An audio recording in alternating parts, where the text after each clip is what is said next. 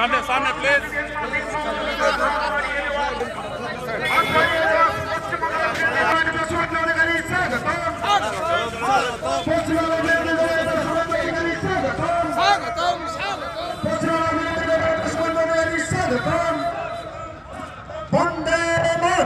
বিরোধী দলের নেতা শুভেন্দু অধিকারী স্বাগত। পশ্চিমবঙ্গের বিরোধী দলের নেতা শুভেন্দু অধিকারী স্বাগত। বন্দে মাতরম। বলো বলো ভারত মাতা কি, বলো বলো ভারত মাতা কি।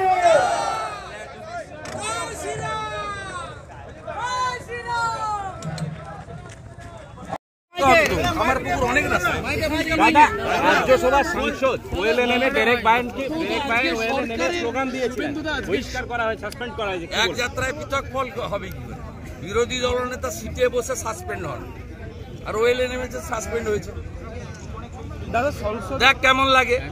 শুভেন্দু অধিকারীকে সাসপেন্ড করেছিলেন যখন বড় বড় কথা। কলকাতা, ভবানীপুর, আসানসোল সহ একাধিক জায়গায় আবার নতুন করে সিবিআই তল্লাশি হয়। তল্লাশি তো হবে।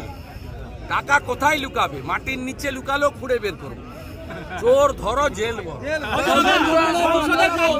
কালকের ঘটনায় বাংলায় যোগ ললিত ঝা নামে বাংলার এক ব্যক্তিকে ওখান থেকে আমি অনেক আগেই বলেছি, যাদবপুরে যেদিনকে আমাকে লক্ষ্য করে আক্রমণ করা হয় সেদিনই বলেছি এই বাংলায় মমতা ব্যানার্জির আশ্রয়ে প্রশ্রয়ে দেশ বিরোধী শক্তি কাজ করছে। এখানে এই যাদবপুরে ওরা আছে, এই যে কিছু লোক এখানে এসব করেন, এদের সঙ্গে সরকারের মদত আছে। এই লোকগুলোই no vote to BJP, no vote to Modiji করেছিলেন, এবং এরা সরাসরি বলেন আমরা মাওবাদী।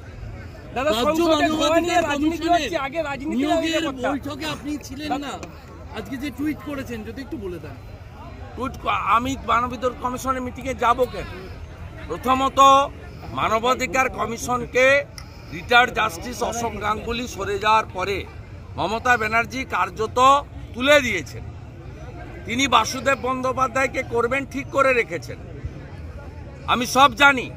এবং 2021-এর নির্বাচনের পরে মানবাধিকার কমিশনে, ন্যাশনাল মানবাধিকার কমিশনের রিপোর্ট পড়ুন, তাতে লেখা আছে পশ্চিমবঙ্গে মানবাধিকার কমিশন খাতায় কলমে আছে, ওটা মমতা, চোর মমতার ব্রাঞ্চ অর্গানাইজেশন হিসেবে, ফ্রন্টাল অর্গানাইজেশন হিসেবে।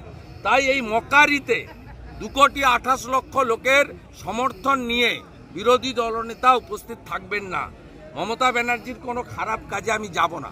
আর মমতা ব্যানার্জির সঙ্গে কোনো রাষ্ট্রবাদী মিটিং করুক পশ্চিমবাংলার জনগণ চায় না, কারণ তার হাতে, তার গায়ে, তার শাড়িতে 215 জন বিজেপি কর্মীর খুনের রক্ত লেগে আছে।